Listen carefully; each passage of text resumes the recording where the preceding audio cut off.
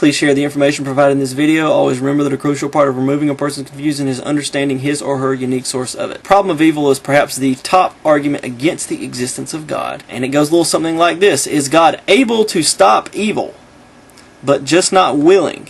Then he is evil. Is he willing to stop evil but not able? Then he's not all-powerful. So the question is, why call him God? If he is not able to stop evil, then he's not really that powerful. He's not really God. If he's not willing to stop evil, then why call that God, a God who is evil? The atheist draws the conclusion from this that God simply does not exist. Christians will always respond to this, almost always, respond to this by saying God created a good thing when he created free creatures. We chose to be evil. The atheist will respond to the free will defense 9 different ways.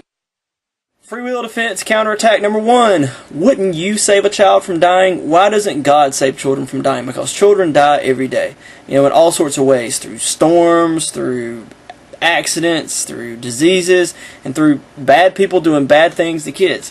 Why doesn't God do that if he's so good? You and I are good enough to want to do that. God must be evil. He lets it happen. And the response to this is pretty simple. You and I are not God. So it's an unfair analogy. It's not true to reality and the way things are. In reality, I am not all-powerful. You are not all-powerful. None of us are all-powerful. But God is. So if God exists and is all-powerful, then for God to decide to always save children from dying, for example, would mean that no children would die. Well, then we would go, well, okay, God, well, what about this other bad thing that happens? Maybe elderly dying. Why doesn't God stop that? Why doesn't God stop X, Y, Z? And eventually we get to the point where God has to stop all ability for humans to have the freedom to be good or evil. Because God is all-powerful, the situation is different for God. Free will defense counterattack number 2. Why did God put the tree in the garden? Now what's being said here is something that's said this way a lot of times, but it's said other ways other times. What the atheist is saying is God created humans and they were fine, but then he gave them this tree and he gave them the option to be evil or good. And it's, in essence, what they're saying is, why didn't God create us with the ability to be free, but only give us good options? For example, why can't life be like the candy store? And yes, you're free to choose a Snicker bar or Reese's Cups, but there's no 9mm pistol to kill everyone on the shelf. The problem with this is that if we are free in that sense, we are free to make choices that have no significance because our choices in essence are not good. Goodness is not goodness unless it is on purpose, unless you actually want goodness. And you can't actually want goodness unless evil is on the table. For God to create creatures that are free, they must be able to choose between good and evil. Yes, he could give us freedoms that don't matter. The question is, did God create us free in ways that matter? Because good and evil is what actually matters. Free will defense counterattack number 3. Why can't God create us with free will to be good and evil, but also keep us from doing evil? Now this falls into an area of what we call a omnipotence paradox. And that sounds fancy, but all it means is that age-old question of, can God create a rock too big for him to lift?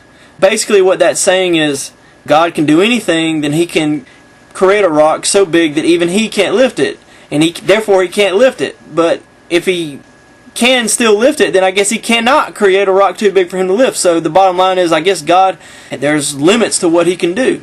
And it's the same situation here as with the rock. Can God create free creatures who are free to be good or evil, but also control what they do? The response to the omnipotence paradox is very simple. In the case of God and the rocks, in essence what we're saying is, does God have the ability to not be able to do something? Does God have the ability to create a rock that he can't lift? In essence, does he have the ability to limit his ability? Does he have the power of not having a power? In the issue of creating free creatures who are not free, that is in essence creating blah, blah, blah, blah, blah. That is gibberish. That is like giving a monkey a typewriter. That is not a something to create or not create. That is just a meaningless jumble of words. Free will defense counterattack number 4. God favors rapists and murderers' free will over the victim. You have some woman and her child, and then a murderer comes out and rapes them and then murders them. The murderer / rapist got to do what he wanted, but the woman and the child, they were not free to do what they wanted, because they wanted to just go on their way. But instead, horrible things happened to them that the other person wanted. That does not always happen. Sometimes the rapist and the murderer does not get away with it. In fact, that's how we have rapists and murderers in jail, because we stop them from committing more of their crime. Bad people don't always get away with it. In fact, the reality is that we live in an unfair world where you may get your just desserts for doing bad things, and you may get away with it. And you may get rewarded for doing good, and you may not. In our society, in our world, if you're a really bad person, like worse than average, like a rapist or a murderer, you'll probably only get away with it for so long. But we all know that there's other bad things you can do that are normal, like lying and being selfish, cheating people. We live in an unfair world. Drive through the rich neighborhood, look at the houses, and ask yourself, is life really fair? Why would God create a world with all this unfairness? And we're going to look at that one in the next counterattack. Free will defense counterattack number 5. Doesn't our world look just the way we would expect it to look if there was no design? I'm going to borrow from Richard Dawkins. In a universe of electrons and selfish genes, blind physical forces, and genetic replication, some people are going to get hurt, other people are going to get lucky, and you won't find any rhyme or reason in it, nor any justice. The universe that we observe has precisely the properties we should expect if there is at the bottom no design, no purpose, no evil, no good, nothing but pitiless indifference. While that may be true, and because life is unfair, in addition to that, life ought to be unfair if God wanted to create a world where free will would exist. Imagine a world where life was fair. Imagine a world where bad guys immediately got punished. Fittingly, so let's say you steal a car, you drive it home, and somehow on the way, you're magically teleported to your house to see that your car is now gone, and the car you stole is now back with whoever you stole it from. It's like that immediate, okay, like magically fair. Let's say the reverse happens, like if you every time you do a good deed, you get $1 or something, or you get some pie, or like everyone who's a good person, who's a fair person, who is an honest person will make plenty of money and be healthy and just be happy all the time. If God were to create that sort of world, the problem with that world is that we are not really free to live out who we are inside. It's an oppressive world. And the only way you're really going to be who you want to be from deep down inside is if you might get away with it. Because it's only in that sort of world that we will actually do what we do because we believe in it and not be so concerned about the direct and immediate benefits. Free will defense counterattack number 6. Creating creatures with the potential for evil is evil. Now, what's usually given here is a sort of robot analogy. Imagine that you build a robot with the potential to destroy somebody's house, or maybe commit murder, or to just blow stuff up. And then that robot goes and does those things. Whose fault is it? Don't you bear the blame to some degree for what your robot did?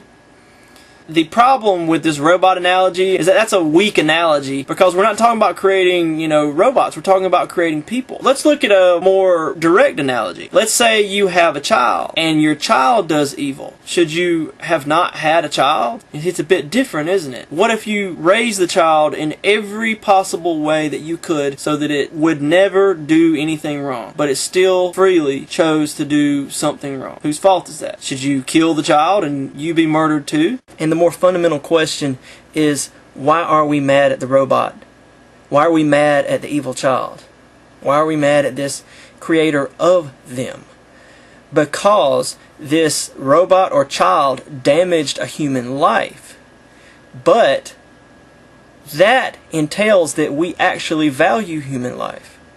And if we value human life, therefore we consider it a good thing to create human life. So when the atheist complains that the creation of beings with the potential to do harm is wrong. The problem is that the harm is the destruction of the beings with the potential to do harm. So the creation of beings with the potential to do harm is also a good thing, because it can't be a bad thing, because there will be no such thing as harm. So the conundrum is this: if it is evil to create beings with the potential to do harm, but the harm is also the destruction of the beings with the potential to do harm, then the creation of beings with the potential to do harm is a bad thing and a good thing. That is the conundrum. It again leaves us with because A is not also not A. Humans are a good thing. Human life is a good thing. We are made in the image of God, and that means we are free because God is free. The reason why God creates free creatures is because God, in His most pure essence, is the freest. So freedom is a good thing because God would be goodness itself. If God was not goodness itself, then we could imagine a greater being who would be goodness itself. So obviously God is goodness itself. Any potential for greatness, He's got it maxed out. Free will defense counterattack number 7. Why does God let so much evil happen? In other words, what's being said here is, yeah, okay, God has to allow evil. We get that, free will. But why so much of it? I mean, why Hitler? Why the Holocaust? Why AIDS? Why cancer? Why all these natural disasters? The response here is perhaps God has morally sufficient reasons for allowing all this suffering to exist. That is one of the 3 points covered in the book of Job. If you don't know, the book of Job addresses the problem of evil, and it addresses a problem we're going to get to in counterattack number 9, and it addresses this issue of Is life fair at length. And it also at length addresses this issue of perhaps God has a way where all this makes sense. It's very common for us, especially when we have children or we are children, to put the child through something that the child does not like, but it's actually way better for the child that the child go through that something. In Romans chapter 8, it says, "For the creation was subjected to frustration." Things are messed up on this world in the creation, not by its own will. It's not because we chose for it to be this way, but by the will of the one who subjected it. God chose for life to be messed up. Why? In hopes that it will be liberated from its bondage to decay. Because there is nothing in this life that will make you think about God more than when life sucks. C.S. Lewis called it God's megaphone, pain and suffering. His megaphone.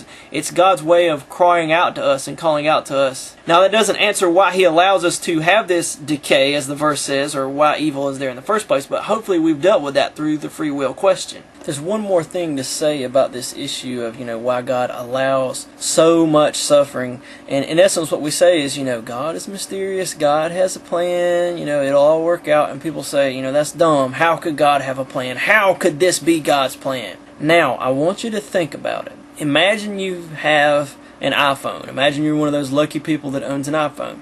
If you were to take apart your iPhone, do you think it would be complicated inside? Yes. If you try to take apart God and try to understand why He lets every little thing happen in His master plan for the whole universe, do you think it'll be hard for us to understand? Do you think it will be mysterious to regular people like you and me? Absolutely. Free will defense counterattack number 8. How can God provide humans with an ability to do evil if He lacks it? If God is a being who knows everything, who is everywhere, who has all power, and who can see all times at once, and who is at all times at once, then God would not make choices. God would just be one free choice. And that free choice would define His being. So in God, being or what He is and choice would be one and the same thing.